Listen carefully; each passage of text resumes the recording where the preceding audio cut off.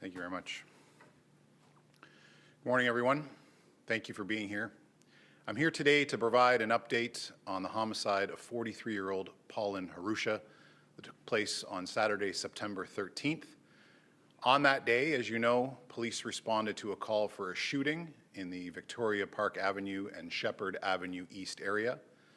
When officers arrived, they located a male victim inside a vehicle suffering from critical injuries.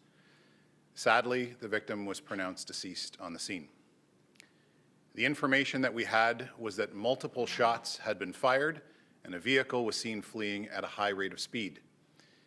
In the days since, our investigators at the Homicide and Missing Persons Unit have worked diligently to piece together the sequence of events leading up to Mr. Harusha's murder and to identify a suspect. Today, I'm able to share that we have identified a suspect we believe responsible for his murder. Milad Taran, 34 years of age, of Toronto, is now wanted for first-degree murder on a Canada-wide warrant. To Milad Taran, I have a message for you.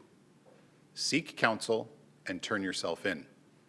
If you know where Mr. Taran is and are found to be harboring or aiding him in any way, be assured we will investigate and lay charges as appropriate.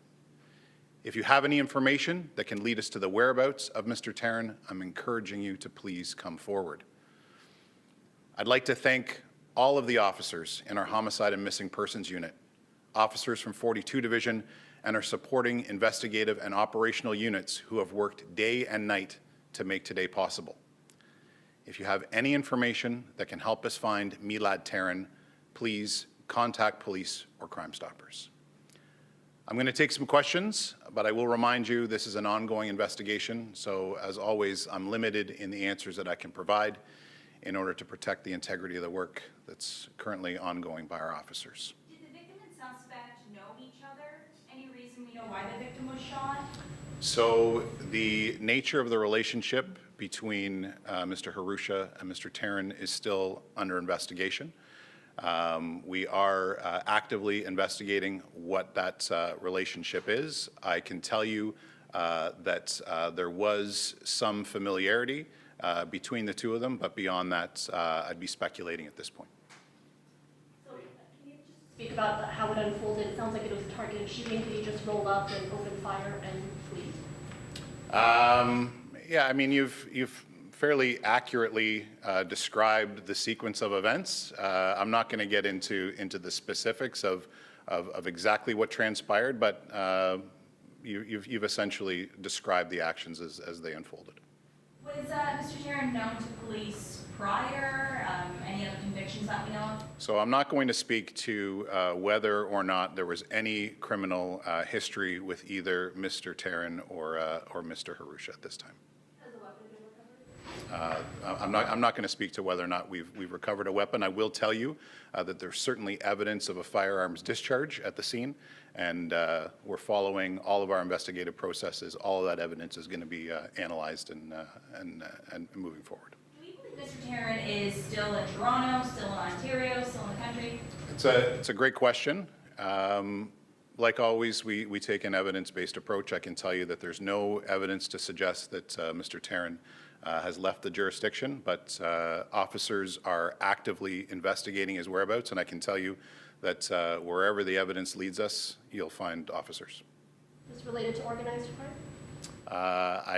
I don't have any evidence to suggest that. At this point, I'm going to suggest no. So was he followed?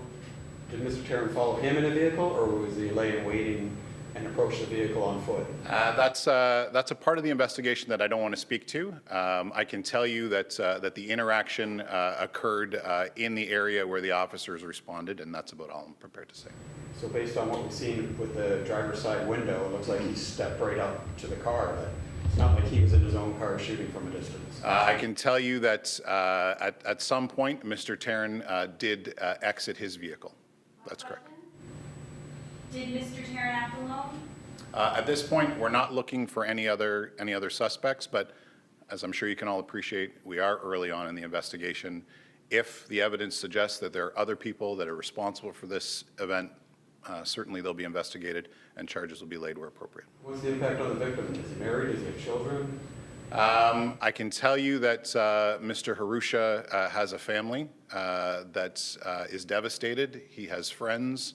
The loss has left a hole in this family, and one of the reasons we're here today, in addition to making you aware of Mr. Tarrant's involvement, is to support the family and to let them know that we are here to seek justice for Mr. Harusha. Thank you, everyone. Thank you for coming.